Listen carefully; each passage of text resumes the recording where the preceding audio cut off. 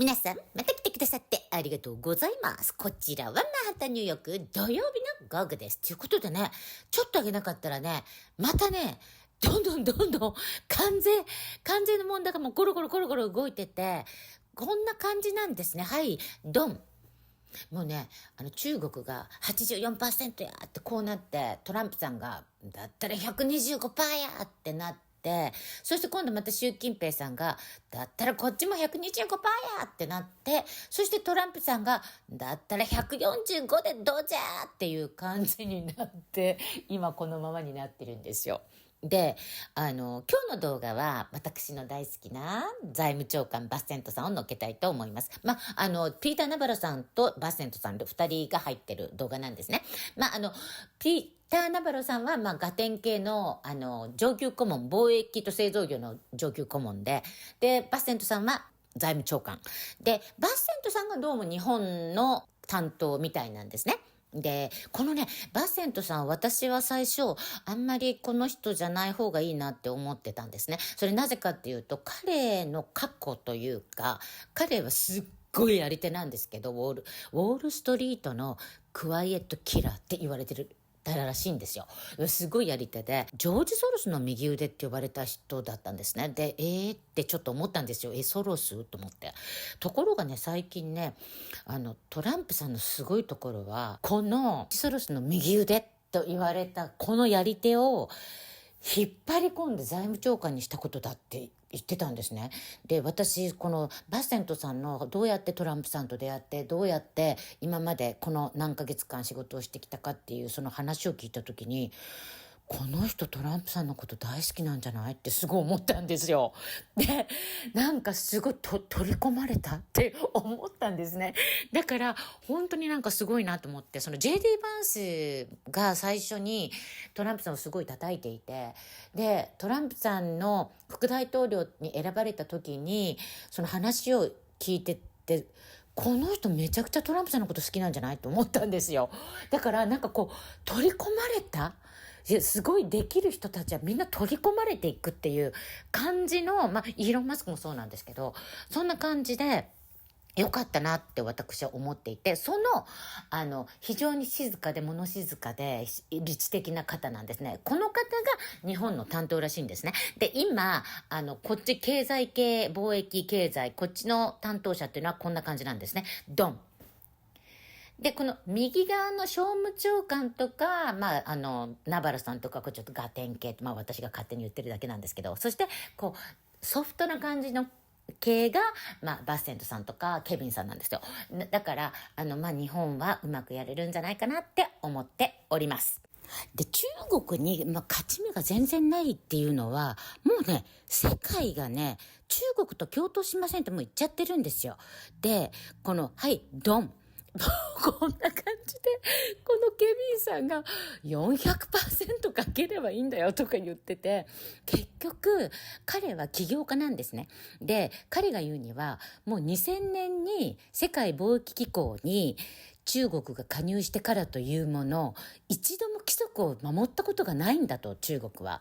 しかも、著作権とか、そういう、知的財産権も侵害して、盗み放題盗んだ挙句、その中国が作ったバッタモンで本物を告訴する。本物を訴えてくるっていうことをしているそうなんですね。すごくたくさん。もう WTO にはもう何千件もクレームが登録されていて、一個も解決されてないそうなんですよ。だからこれはただの関税の問題じゃないっていうことで、こういう市場嵐みたいなのにお気を据えなきゃいけないっていうことを、すごく多くのビジネス、世界中のビジネスをやってる起業家の人たちはみんな言ってるっていうことらしいんですよ。だからもう、オーストラリアも中国とは共闘しないって言ってるし、EU も中国のものを受け入れないって言ってるので、これはそろそろ中国崩壊でしょうかっていうことで見てください。どうぞ。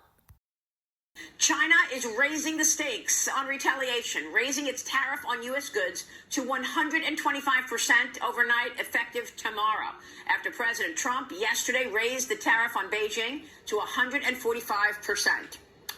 Xi Jinping remaining defiant, saying China has never relied on handouts in over 70 years, and it is not afraid of, quote, unjust suppression.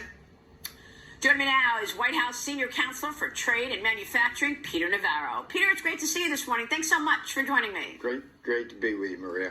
I want to get your take on these deals that President Trump is doing and that you and your team are doing. But first, give us your reaction. China, let me just say 90 deals in 90 days, biggest, broadest tax cut in American history. All we're asking for is fairness. The tariffs that President Trump is putting on the Chinese economy is going to have a much bigger impact, in my view, on the Chinese economy than the opposite in terms of what they're doing to us.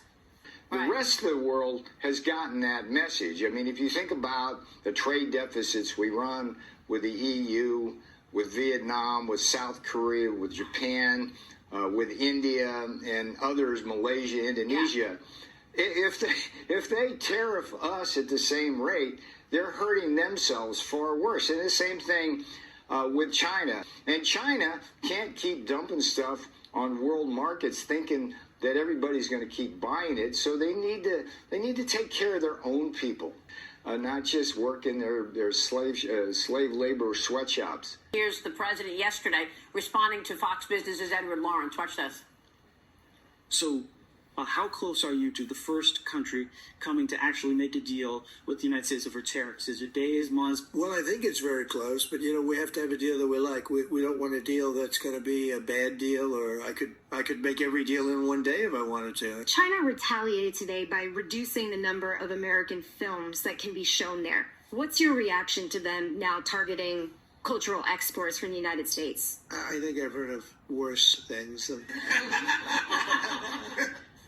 The president is so funny. I love that answer. But Australia's deputy prime minister shut down China's offer to work together against Trump's tariffs, saying that they will not make common cause or hold hands, quote unquote. Europe as well. You just mentioned Europe. They signaled last night after the close, no partnership with China. They declined to accept China's rerouted dumped goods into the United States. But Peter, you just mentioned a minute ago, 90 deals in 90 days. So can you give us an update, Peter? What's going to happen here is Jameson Greer and Howard Lutnick are going to work very closely together. Howard, in addition to knowing the bond market better than anybody in the world, is also a great negotiator. So we're going to run 90 deals in 90 days is possible.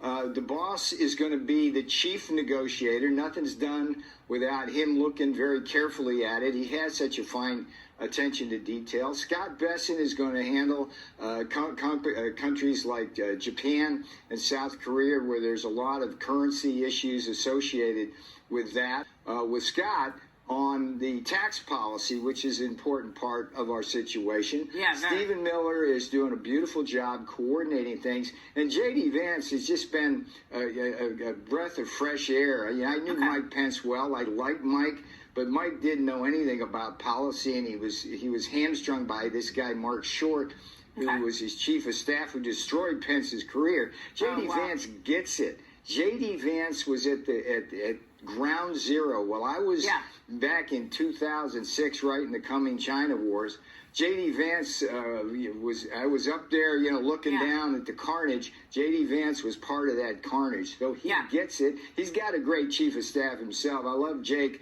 So what I'm trying to signal, Maria, is that this team is just the best in history. And by the way, Marco Rubio, when we need stuff in terms of the interface with diplomacy, Doug Burgum, Chris Wright. So America should trust in Trump. The market should trust in Trump. The stock market has lost trillions in market value over the last couple of weeks as there was that unwinding in the bond market. Treasury Secretary Bessent was with me on Wednesday addressing it. Here's what he said. There's one of these deleveraging convulsions that's going on right now in the markets, and I think it's in the fixed income market. There's some very large leverage players who are experiencing losses. They're having to deleverage.